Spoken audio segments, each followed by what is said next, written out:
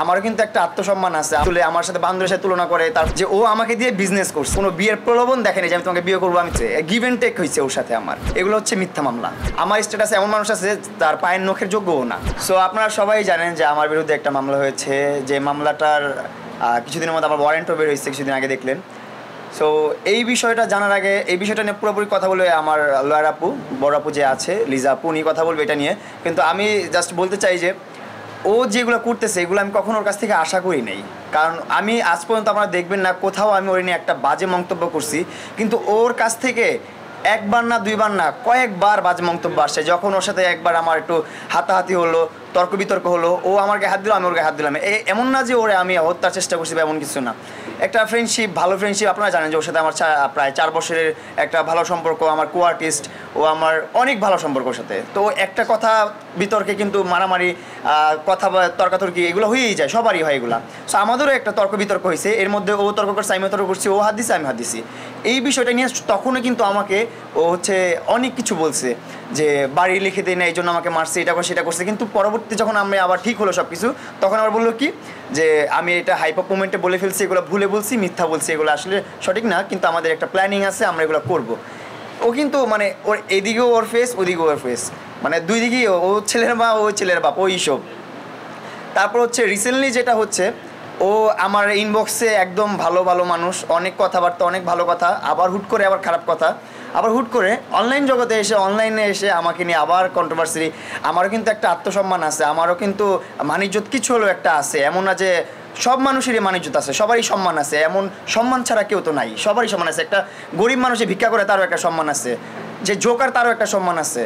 তো ও এসে অনলাইনে এসে বলে ও বান্ধবের সাথে ছবি তুলে, আমার সাথে বান্ধবের সাথে তুলনা করে। তারপর আমার কিন্তু বংশগতি মানুষ আছে, আমার আবার বলছে আমার স্ট্যাটাসে ওর স্ট্যাটাস মেলে না, এগুলো তো যাইতেছি না। আমার স্ট্যাটাসে এমন মানুষ আছে তার পায়ের নখের যোগ্যও না, এগুলো আমি বলতে চাই না।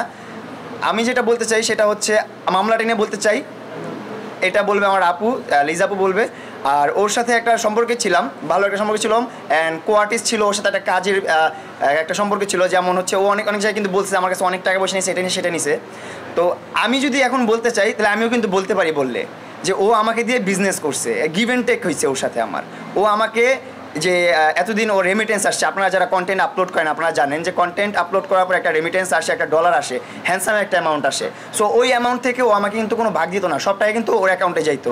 এই পর্যন্ত 4 বছর যত ইনকাম করছে, 4 বছর আগে তো ফেসবুক, টিকটক কোনো কিছু করতো না, কোনো ভিডিও করতো না ও। আমি ওরে ভিডিও করাইছি, ও নিজে কিন্তু এটা আপনাদের কাছে স্বীকার করছে। অ্যান্ড আমি ওরে ভিডিও করাইছি, আমি চাইছি যে আমার সাথে যে আছে, আমি যার সাথে ভালো রিলেশন। অ্যান্ড ও গত একটা লাইভেও বলছে যে মামুন গরমে ঘামতেছে, আমি এসি পাঠাই দিছি। তো ও নিজের মুখেই কিন্তু বলছে ও পাঠাই দিছে, আমিও মানি হ্যাঁ ও পাঠাই দিছে। আমি সব জায়গায় স্বীকার করি যে হ্যাঁ ও পাঠাই দিছে। আমি তোর কাছ থেকে চাইয়া বা কোনো কমিটমেন্ট দিয়ে তো আমি ওর কাছ থেকে নিয়ে নেই, কোনো বিয়ের প্রলোভন দেখেনি যে আমি তোমাকে বিয়ে করবো, আমি তোমাকে ভালোবাসবো, সাথে প্রেম করবো, তো আমাকে এগুলো পাঠাও, এইসব তো কোনো কিছু ছিল না। এগুলো হচ্ছে মিথ্যা মামলা, এগুলো হচ্ছে মিথ্যা কথা। এগুলো কিন্তু আমাদের কোর্টে বলা হয়েছে এইসব কথাবার্তা, যেগুলো একটু পরে আমার যে লয়ার আপু আছে লিজা আপু, উনি ক্লিয়ারিফাই করবে। তারপর আরও অনেক কিছু আছে, অনেক এলিগেশন লাগানো হয়েছে, অনেক বাজে বাজে এলিগেশন লাগানো হয়েছে, যেগুলো আমি কখনো চিন্তা ভাবনা করি নাই, কখনো ভাবতেও পারি নাই যে লেলার মুখ থেকে এই সমস্ত কথাবার্তা আসবে। কারণ ওর যে লয়ার, ওর কথার বাইরে তো লয়ার কথা বলবে না, এটা তো আপনারা জানেন। আমার যে লয়ার, আমি যেভাবে বলবো, আমি যেভাবে দেখাবো, আমার মামলাটা যেরকম হবে, উনি স্টাডি করবে আমার মামলাটা নিয়ে, যখন বুঝবে তখন তো ওইটা নিয়ে ওইভাবেই কথা বলবে। উনি নিজে থেকে বানায় কোনো কথা বলবে না। তো ওনার লয়ারও, লেলার যে লয়ার ছিল, উনিও তো বানায় কোনো কথা বলে নাই, ওনাকে লেলা শিখাই দিছে, তারপরে উনি বলছে। তো যে সমস্ত কথাবার্তাগুলো বলছে এগুলো আসলে অ্যাকসেপ্টেবল না, আর আমি এগুলো মেনে নিতে পারতেছি না। এত বাজে বাজে কথাবার্তা বলছে যেগুলো জীবন আমি কল্পনা করতে পারিনি যে লেলা এগুলো বলবে আমাকে, বুঝতে পারলেন? এরকম বাজে একটা অবস্থা হয়েছে। যাই হোক, আমি এই মামলাটা নিয়ে এখন শুনতে চাই লিজাপুর কাছ থেকে, আপনাদের কাছ থেকে একটু 5 মিনিট সময় নিই আমি, যে লিজাপু মামলাটা নিয়ে একটু খুলে বলুক, তারপর আপনাদের প্রশ্নগুলো আমি শুনি।